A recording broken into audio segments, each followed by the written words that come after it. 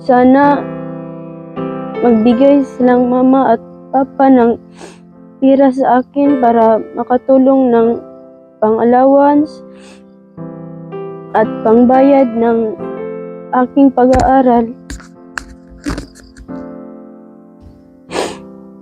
Hi everyone! Isang mapagpalang araw po sa inyong lahat. Ang inyong lingkod, Maricel Mix Vlog. Kumusta po kayong lahat? At sana ay nasa mabuti po kayong kalagayan kung saan man po tayo naroon. So yun guys, magbibigay na naman po tayo ng konting reaction. Ito nga si Angel dahil sa una kong vlog, ito nga ay po part 2 na po siya ito. So ito nga si Angel ay nanawagan po sa kanyang magulang na sana ay tulungan siya sa kanyang pag-aaral dahil ito nga ay lumaki sa kanyang lula at lolo at ang kanyang mga lolo at lolo ang sumusuporta po sa kanyang pag-aaral. So, ito nga ay lumaki siya na hindi niya kasama yung kanyang mga magulang. At ito nga ay lumaki lang siya sa kanyang lula at lolo. So, ito nga guys at bago ang lahat, huwag natin kalimutang suportahan ang ama ng Kalingap, Kuya Bal Santos Matubang, Kalingap Rab at Tinid na Vlogs. At suportahan din po natin andyan ng mga keyboys, Kalingap partners, kasamahan ko po na reactor sa Team Kalingap. So, ayan guys, at ito at ating panoorin.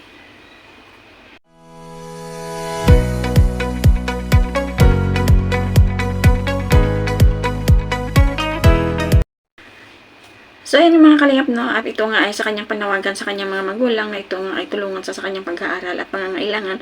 At ito nga ay tinulungan siya ni Kuya Bal at ito nga ay binilhan siya ng mga sapatos, bag at lahat po ng mga kanyang pangangailangan sa school dahil kulang talaga sa kanya at ito yung kanyang mga pangangailangan. So, nakaranas siya ng mga bagong mga gamit sa pamamagitan ng tulong ng Kalingap, lalo na kay Kuya Bal. So, ito nga pinamili siya at kitang-kita natin ito nga si Angel na ito ay masaya siya sa kanyang pagsusukat, pamimili ng kanyang mga kailangan sa school. So, ito pa nga guys, nakakatuwa no, ay hindi lang isa ang ibinili ni Kuya Bal sa kanya na sapatos, kundi dalawa. Dahil sabi nga ni Kuya Bal, kung madumihan yung isa, nalalaban at may gagamitin siyang isa. So, napakaganda po yun na may extrang sapatos. So, ang hirap talaga mga Kalingap no, at danas ko din yan dahil nag-aaral po ako, ay hindi ko talaga naranasan yung nagkaroon ng bagong sapatos.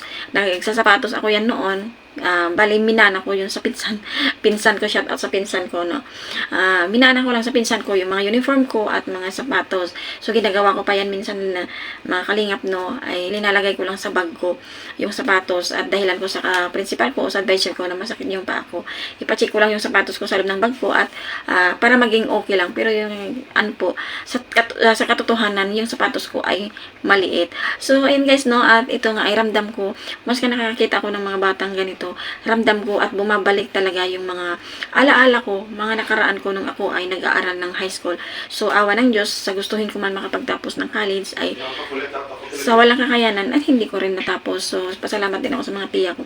Natapos ako ng high school. So, ayan guys, maraming salamat sa mga tumutulong at sumusuporta kay Angel at lalong-lalo na sa Kalingap na tumutulong at sumusuporta sa kanya na nandyan si Kuya Bal at ng buong Kalingap at mga sponsor na mga tumutulong kay Angel. Sana nga guys ay mas marami pang tutulong ito kay Angel upang makamit niya rin ang kanyang pangarap sa kanyang pag-aaral. So, ayun guys, hanggang dito na lang po. Maraming salamat and God bless.